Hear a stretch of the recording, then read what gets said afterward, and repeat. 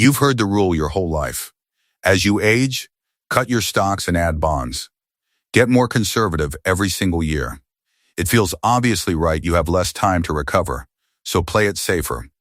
But for a retiree actually living off their money, published research suggests this advice may be backwards. And getting it wrong could quietly raise your odds of running out. Here's the counterintuitive idea.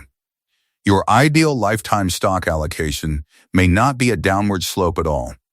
It may be U-shaped, high when you're young, at its lowest right around your retirement date, and then surprisingly rising again as you move through retirement. You'd own more stocks at 80 than at 65. That sounds crazy. The research says it can save your retirement. This isn't a hot take. It comes from research published in the Journal of Financial Planning by two respected retirement researchers, Pfau and Kitces. They found that a rising equity path starting conservative and getting more aggressive through retirement actually reduced the probability of running out of money compared to the traditional declining path everyone recommends. Let me show you why. The whole thing hinges on one idea we've covered: sequence of returns risk. A retirement mostly fails because of a bad market early, when your portfolio is largest and you're pulling money out. That early danger window is the real enemy. And once you understand that, the U-shape stops looking crazy and starts looking logical. The timing of risk is everything. There's an elegant way to picture it, sometimes called a bond tent. Your bonds are low before retirement, then rise to a peak, a protective tent, right around your retirement date, then come back down as you age. The tent shields you during the most dangerous years, then folds away. Same idea as the rising stock path, just viewed from the bond side. Both describe the same clever defense. Now, I'm not going to oversell this, because there are real, honest catches. The benefit is modest, not miraculous. A simple static portfolio is still fine for many people. And the hardest part is behavioral. It asks you to buy stocks when you're most terrified. I'll give you the full, fair picture, criticisms included, so you can decide if it fits you. Meet Tom. He's 65, just retired, and about to do exactly what he's always been told: start cutting his stocks every year to play it safe. His finger is on the button. By the end of this video, he'll understand why he might do the opposite: start conservative, then drift up and defend against both the early crash and outliving his money. His instinct isn't wrong, exactly, it's just incomplete. Because a retiree faces two opposite dangers at once: crashing early and outliving your money late. The genius of the U-shape is that it defends against both low stocks early to survive the crash window, rising stocks later to keep growing for a long life. One shape, two problems solved. Let me build it up piece by piece. Here's the plan: the conventional advice versus the research, the U-shape and bond tent, why it defends the danger window, how it fights outliving your money, the honest criticisms, who it fits and who it doesn't, and a simple two-fund way to do it. Let's rethink the whole glide path. Welcome back to Faceless Millionaire, where we're happy to challenge the conventional wisdom when the research earns it, and honest about the limits when it doesn't. This one is genuinely contrarian and genuinely useful. If you like ideas that make you rethink the defaults, like the video and subscribe. And comment, does cutting stocks every year in retirement actually make sense to you? Let's dig in. Quick disclaimer: I'm not a financial advisor, and this is educational. I'll cite published research, but the figures are illustrations, and the benefit is modest and probabilistic, not a guarantee. Your right allocation depends on your spending, risk tolerance, and timeline. I'll name funds only to illustrate mechanics. Confirm your plan with a professional. Section 1. Let's start with the conventional wisdom, because it's everywhere and it's not crazy. The old rule of thumb: own your age in bonds, or 100 minus your age in stocks. At 65, that's 35% stocks. At 80, 20%. The stock allocation glides steadily down as you age. Target date funds do exactly this automatically. The logic feels airtight. The older you get, the less time you have to recover from a crash, so you should hold fewer stocks and more safe bonds. Protect what you've got. It's intuitive, it's widely taught, and it's baked into most retirement products. For accumulation, it even makes decent sense. But for the withdrawal phase, there's a hidden flaw. Now the research that upends all of that. Two respected retirement researchers, Pfau and Kitces, published a study in the Journal of Financial Planning where they tested many different glide paths against decades of market scenarios and simulations. They weren't trying to be provocative, they were just asking, honestly, what default equity path actually serves retirees best? And they found something genuinely surprising, even to them. A rising equity path, one that starts conservative at retirement and gets more aggressive as retirement progresses, actually produced a lower probability of failure than the traditional declining path everyone recommends. And it didn't just beat the declining path, it even edged out a static fixed allocation. So the conventional advice to glide down every year, the thing baked into every target date fund, came in dead last of the three approaches for the risk of running out of money. That's not a minor footnote. That's the single most recommended retirement strategy in the world, finishing worst in a careful head-to-head test. It's the kind of result that should make all of us pause and re-examine what we thought we knew. Let me state the ranking clearly, because it's the heart of the video. For the risk of running out of money at a modest withdrawal rate, a rising equity path did best. A static fixed allocation was in the middle, and the traditional declining path, the one everyone recommends, did worst. The conventional wisdom wasn't just suboptimal, it was the weakest of the three. That's a genuine shock. Here are the rough numbers from the research, so you can picture the actual shape. The better performing paths often started around 30 to 40% stocks at the retirement date, then rose to 60, 70, even 80% over the following couple of decades of retirement. So compare the two approaches directly. The conventional path might glide you from 35% stocks at 65 down to 20% by 85. The rising path would do the reverse, start you at 30 or 40% at 65 and drift you up to 70% by 85. The exact opposite direction of travel. And here's what's elegant about it, it's the same two funds either way. A stock fund and a bond fund. The only difference is which direction you slowly tilt the ratio over time, down, as everyone tells you, or up, as the research suggests. A remarkably small change in what you actually do, driven by a remarkably different understanding of where the risk really lives, and in a reduced return environment. The research found the optimal path was even more conservative, to start beginning as low as 10% stocks and rising to only 50. The exact numbers flex with conditions, but the directions start low, drift up holds. Tom is stunned. Everything he'd absorbed said get safer every year. The research says, at least directionally, do the reverse, start cautious. Then get bolder as retirement goes on. It sounds reckless on its face, but it's actually deeply logical once you understand why retirements fail in the first place. And that why is where this all clicks. Section 2. The U-shape. Let's picture the whole lifetime path, because the U-shape is the key mental image. When you're young and working, you hold lots of stocks, you have decades to ride out crashes, and you're adding money. Then, as you approach retirement, you bring stocks down to their lowest point, right around the retirement date. Then, through retirement, you let them rise again. High, low, high, a U. The bottom of that U, your single most conservative point, sits right at the retirement date and the few years immediately around it. And that placement is entirely deliberate, not accidental. Think about why those particular years are so special. In the years right around when you retire, two things are true at once that are never both true at any other time in your life. First, your portfolio is at its absolute peak size. You've finished a lifetime of saving and haven't yet drawn it down. And second, you're transitioning from adding money to withdrawing money. That combination, your biggest ever balance, right as you start taking money out, makes those years the single most dangerous moment in your entire financial life for sequence risk. A crash then does maximum damage. So the U-shape deliberately puts your heaviest armor on at exactly that moment of peak vulnerability. Before it, during your working years, you could afford lots of risk because you had time and income to recover.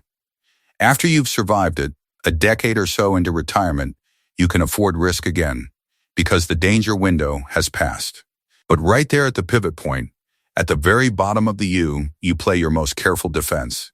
It's like a boxer covering up hardest during the opponent's strongest flurry, then opening back up once it passes. Now the same idea from the bond side, which some find clearer: the bond tent. Your bond allocation is low in your working years. Rises to a peak right around retirement, forming a tent shape, then declines again as you age. The tent is tallest, your bond protection thickest, exactly when you're most vulnerable. Then it comes down as the danger passes. Rising stocks and a falling bond tent are the same strategy. And here's a subtle, important point the bond tent makes obvious: the critical window isn't deep old age.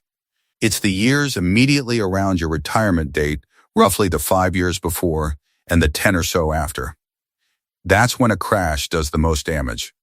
So the tent, and your maximum caution, is concentrated right there, not spread thinly across your whole retirement. Focus the armor where the danger is. Mechanically, it's genuinely simple, and it uses the same two funds we always talk about.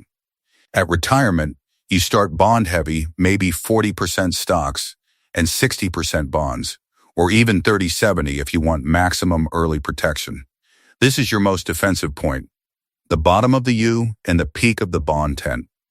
Then, over the following 15 or 20 years, you gradually shift small slices from the bond fund into the stock fund, drifting up towards something like 60-40 or 70-30 by later in retirement.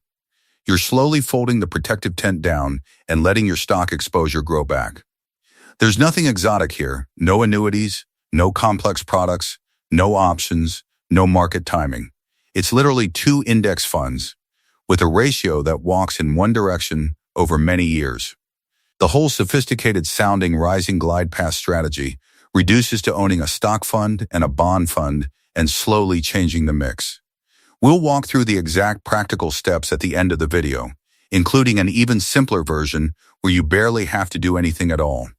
But hold on to that image: two funds, one slow, deliberate tilt from safety toward growth. And here's something reassuring: you may already be doing a version of this without realizing it. Remember the cash reserve and spending from bonds first ideas from other videos? If you spend down your bonds and cash in the early years while leaving your stocks to grow, your stock percentage naturally rises over time. That is a rising glide path created automatically. The research just gives that instinct a name and a rationale. Tom traces the U-shape with his finger. Low stocks at 65, higher at 80. He sees the shape now, and he sees that it's really about being most defensive right at the retirement date. But he still needs to understand why that beats getting safer every year. The answer is all about that danger window and what actually causes retirements to fail. Section 3. To understand why a rising path wins, you have to ask the right question: why do retirements actually fail? Why does one retiree's money last 40 years while another's runs out in 15, even with similar savings and spending? The answer isn't average returns. It's the timing of the bad returns. And that changes everything about how you should invest. Here's the striking fact that most people never grasp, and it's the foundation of this whole strategy. Take two retirees with the exact same average return over 30 years and the exact same spending. You'd think they'd end up in the same place, right? Same returns, same spending, same outcome. But they don't, not even close. If the first retiree happens to get their bad years early and their good years late, they can run completely out of money. If the second retiree gets the good years early and the bad years late, same average, just reordered, they can die with millions left over. Identical average return, opposite order of returns, wildly opposite outcomes. This is the counterintuitive heart of sequence of returns risk. During your working and saving years, the order didn't matter because you weren't withdrawing. A crash was just a buying opportunity. But the instant you start pulling money out to live on, the order suddenly matters enormously because a loss early combined with withdrawals digs a hole you may never climb out of. So it's not your average return over retirement that determines success. It's the timing of your worst years. And that single insight is what justifies reshaping your entire allocation around protecting those early fragile years. Why does early matter so much? Because your portfolio is at its absolute largest right at retirement, before years of withdrawals have drawn it down.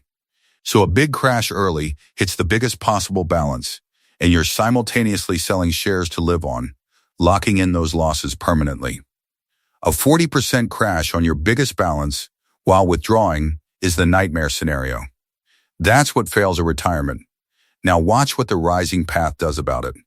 By keeping your stocks low right at retirement, the bottom of the U, you shrink your exposure to exactly that early crash. If the market tanks in your first few years, you don't have much in stocks to lose, and your big bond cushion carries your spending. You've armored the single most dangerous moment. The early crash loses most of its teeth. And here's the key: that extreme danger doesn't last forever. Once you've survived the first 10 or 15 years of retirement without a portfolio wrecking early crash, the sequence risk largely passes. Your portfolio has been drawn down somewhat by withdrawals, and you've got fewer years left for a crash to ruin. The danger window closes, and that's precisely when you can afford to add stocks back. So after the danger window, you drift your stocks back up. And here's the beautiful part: it works out well, no matter what the market did. If markets were bad early, stocks are cheap, and buying more as you drift up means you scoop them up at low prices and ride the recovery. If markets were good early, your portfolio grew so much that you're comfortably ahead and can easily handle more stock. Heads you win, tails you win. Let me say that again slowly, because it's the clever core of the entire strategy, and it's genuinely beautiful once it clicks. Rising into stocks after the danger window is passed is a win in essentially every scenario. Consider the two possibilities. If your early retirement returns were bad, a crash in your first several years, then stocks are cheap. And as you drift your allocation upward, you're buying more of them at those low, beaten-down prices, positioning yourself perfectly to ride the eventual recovery that historically always comes. You're being rewarded for adding stock when it's on sale. Now consider the other case. If your early returns were good, markets rose in your first several years, then your portfolio has grown so much larger than you needed that you're comfortably, safely ahead of your plan. And you can easily afford to carry more stock without any real risk to your security. So think about the asymmetry. Bad early market? Rising into stocks helps you a lot by buying the recovery. Good early market? Rising into stocks is easy and harmless because you're already winning. There's essentially no scenario where drifting your stocks up in the later years seriously hurts you, and several where it substantially helps. That win either way asymmetry is the whole magic of the rising path. It's not a bet that requires the market to cooperate. It's a structure that works out well across the range of futures. Tom finally sees it. Keep stocks low exactly when an early crash would be catastrophic. Then, once that danger is past, add them back to capture growth. It's not reckless at all. It's precisely timed defense, followed by precisely timed offense. But there's a second enemy this also fights, one that scares retirees just as much as a crash. Section 4. Outliving your money. A retiree actually faces two opposite fears, and they pull in opposite directions. Fear 1, a crash early that wipes you out. Fear 2, living so long that you slowly run out of money decades later. Longevity risk. And here's the cruel trap: the obvious fix for one fear makes the other worse. That tension is exactly what the U-shape resolves. Think carefully about what the conventional advice actually does over a full retirement. It says get more and more conservative, more bonds, fewer stocks as you age. And on its own terms, it does defend against a crash, especially late. But it quietly creates the other problem, the one nobody warns you about. Picture yourself at 85, having followed that advice, now holding almost entirely bonds. Your money barely grows anymore. It's earning modest interest, while inflation steadily erodes its buying power, and your withdrawals steadily draw it down. Over a 30-year retirement, that combination, minimal growth, plus inflation, plus withdrawals, can slowly bleed a portfolio dry. So the very conservatism that felt so safe becomes its own danger. Playing it too safe for too long, late in retirement, can actually cause you to run out of money, just slowly instead of suddenly. It's a quieter failure than a crash, but it's just as real. And for someone who lives a long life, it may be the more likely one. This is the hidden cost of the Get Safer Every Year advice. It trades protection from a dramatic early crash for vulnerability to a slow late drain. It solves the fear you can see and worsens the one you can't. And retirements are long now. A 65-year-old couple has a real chance one of them lives to 95 or beyond. That's a 30-year plus retirement to fund. Over 3 decades, you need growth to keep up with inflation and not run dry. A portfolio that's too conservative for too long simply can't sustain a very long life. Longevity is a real and growing risk. Here's where the rising path shines on this second front. By drifting your stocks back up as you age, you keep meaningful growth in the portfolio for the long haul. So if you do live to 95, your later life stock exposure has been quietly compounding, helping your money last. The rising path doesn't just survive the early crash, it also fuels the long life. It fights both fears at once. So look at the elegant double duty. Low stocks early defend against the crash when you're most vulnerable. Rising stocks late defend against outliving your money over a long retirement. The conventional declining path only addresses the first fear and actually worsens the second. The U-shape addresses both. That's why it can beat the traditional approach. It's solving the whole problem, not half of it. And it does all this with the same 2 funds, just tilted over time. Bond heavy early for crash defense, stock heavier late for longevity defense. One smooth shift handles both dangers. You're not adding complexity or exotic products, you're just changing the direction you glide, from down to up. A small change in slope, a big change in what you're protected against. Tom gets it now. The rising path guards against crashing early and against outliving his money late, the 2 things that scare him most, with just 2 funds. It sounds almost too good. And that's exactly the right moment to be skeptical, because they're ARE real catches, and I promised you the honest version. Let's look hard at the criticisms. Section 5. All right, I've made the case for the rising path, and the research is real. But I promised the fair picture, so let's be genuinely critical, because this idea gets oversold by contrarians. There are several real limitations, and for some people they're deal breakers. Ignoring them would make me exactly the kind of one-sided source I don't want to be. Here's the honest other side.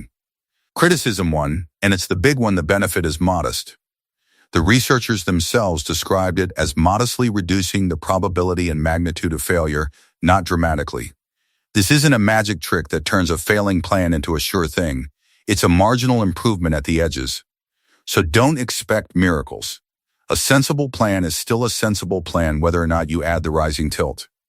Criticism 2, a simple static allocation, like a fixed 60-40 held for life, is still perfectly fine for most people.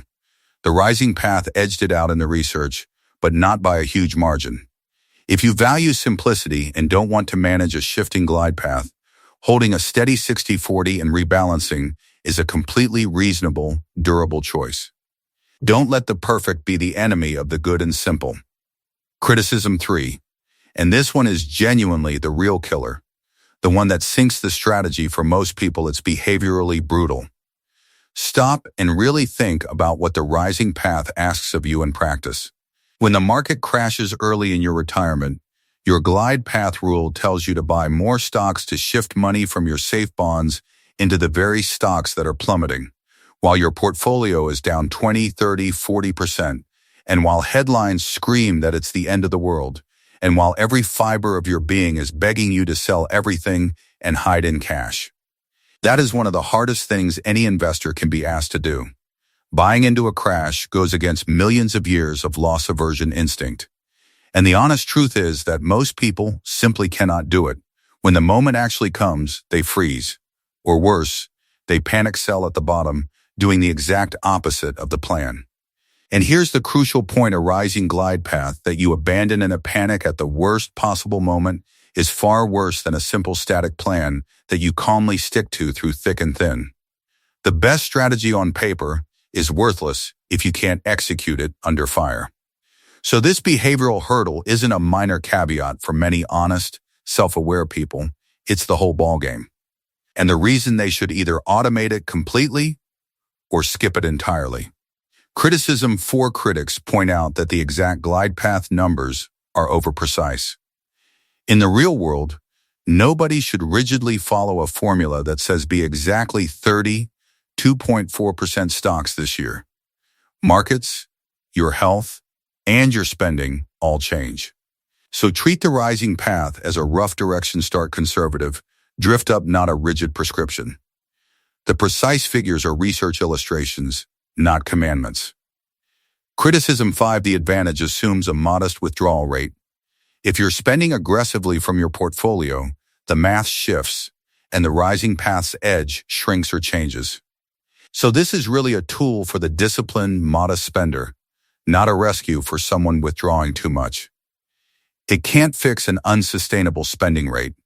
No allocation strategy can. Spend sensibly first, then optimize the glide path. And one framing correction: this is a risk management tool meant to reduce the odds and severity of running out. It is not a strategy to maximize your returns or get rich.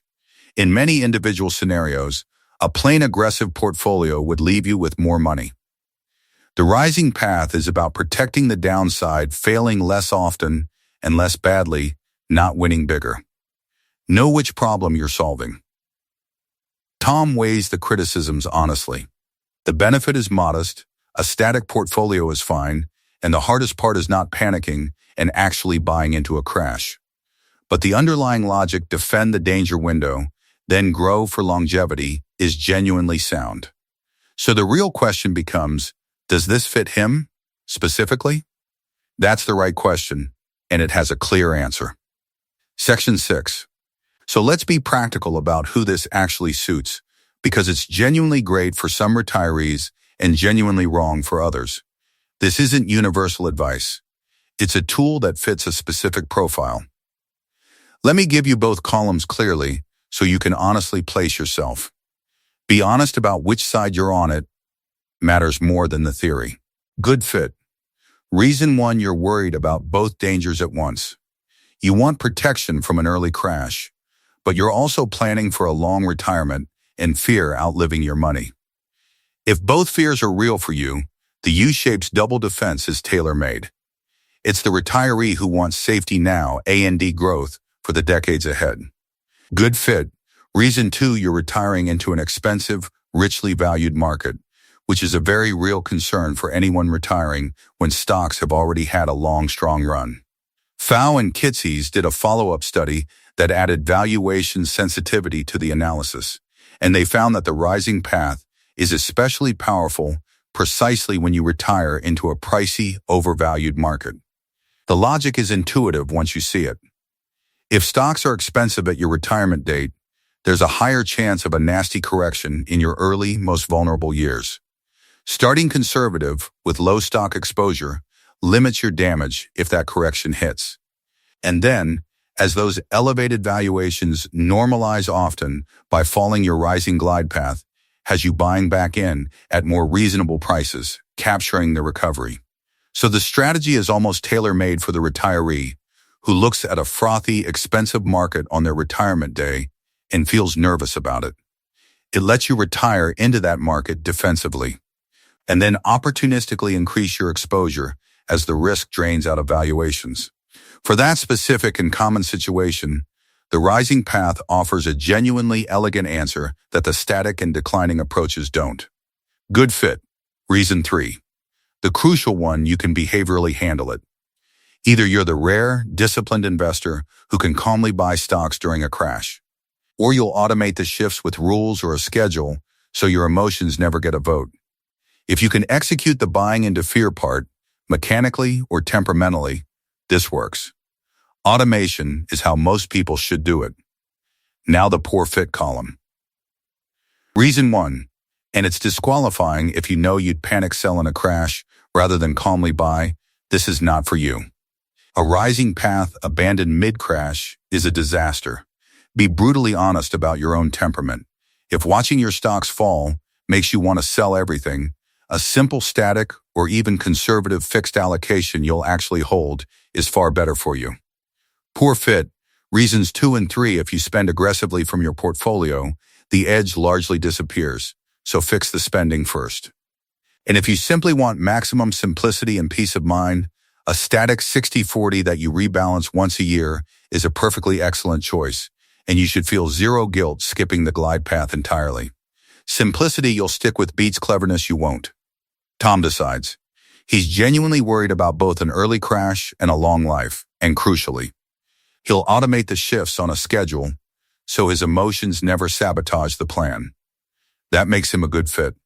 He won't try to be a hero buying into a crash by willpower. He'll set rules and follow them. So how does he actually build it? Simply with 2 funds. Section 7. Let's build it with the same 2 funds we always use: a total stock market fund and a total bond market fund. No exotic products, no complexity.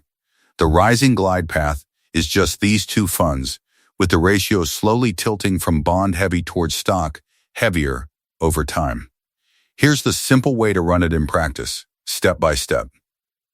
Step 1, start bond-heavy at retirement, something like 40% stocks, 60% bonds, or even 30-70 if you want maximum early protection.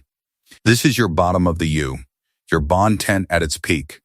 It's deliberately more conservative than you might expect, precisely to armor that danger window right after you retire. Start defensive. Step 2, drift up over time, slowly and mechanically. Each year, or every few years if you prefer less fiddling, you shift a small slice from the bond fund into the stock fund, maybe 1 or 2 percentage points a year. That's it, 1 or 2%.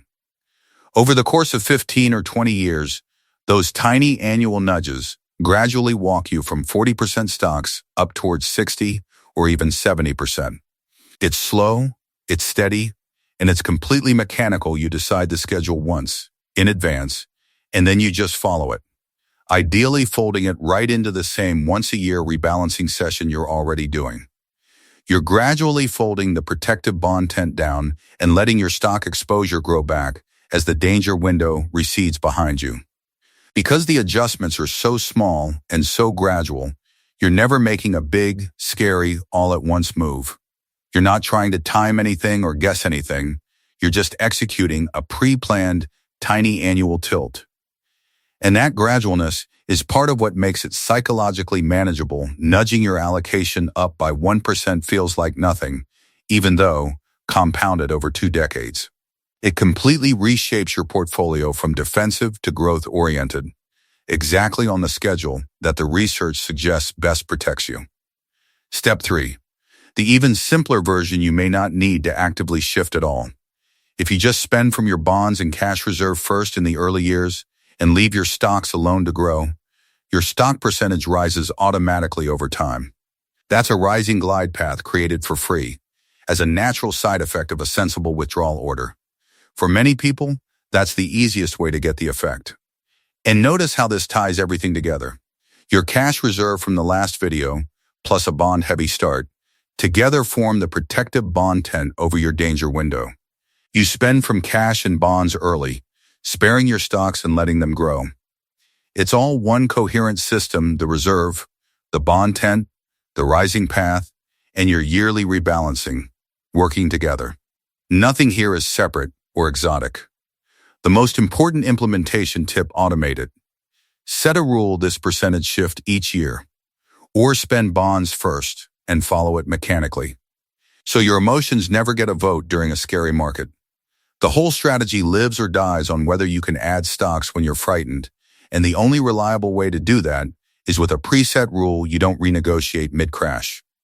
Decide once, then obey the plan. Here's the whole thing in one line: start retirement bond heavy to survive the danger window. Then drift your stocks up over time to fight outliving your money, automate the shift so emotion never interferes, and you defend both ends of retirement with 2 simple funds. That's the rising equity glide path contrarian. Modest, but genuinely clever. Now you know when it's backwards to get safer every year. Tom built it. He started at 40% stocks, 60% bonds, set an automatic rule to shift 1% a year towards stocks, and he'll spend from bonds and cash first. His danger window is armored, his long life is funded, and his emotions are taken out of the equation by the rules. He didn't cut stocks every year like he was told he did something smarter, and he understands exactly why. That's the payoff. Not a magic return, but a portfolio deliberately shaped to survive the two things that most threaten a retirement: an early crash and a long life. He's defended on both ends, on autopilot, with two funds, and he traded a comfortable but flawed piece of conventional wisdom for something contrarian, modest, and genuinely well-reasoned. That's a good trade. If this made you rethink the get safer every year default, like the video so it reaches the next retiree about to blindly follow it. Subscribe for the bond tent build coming next. And tell me honestly, would you cut stocks every year like the conventional advice? Or would you consider the U-shape? And could you actually stomach buying into a crash? That last question is the real test. And tomorrow, we build the bond tent step by step, the actual illustrative allocations from age 60 to 85, year by year, and exactly how to shift them with two funds and a simple rule. We covered the why today. We build the exact path tomorrow. See you tomorrow.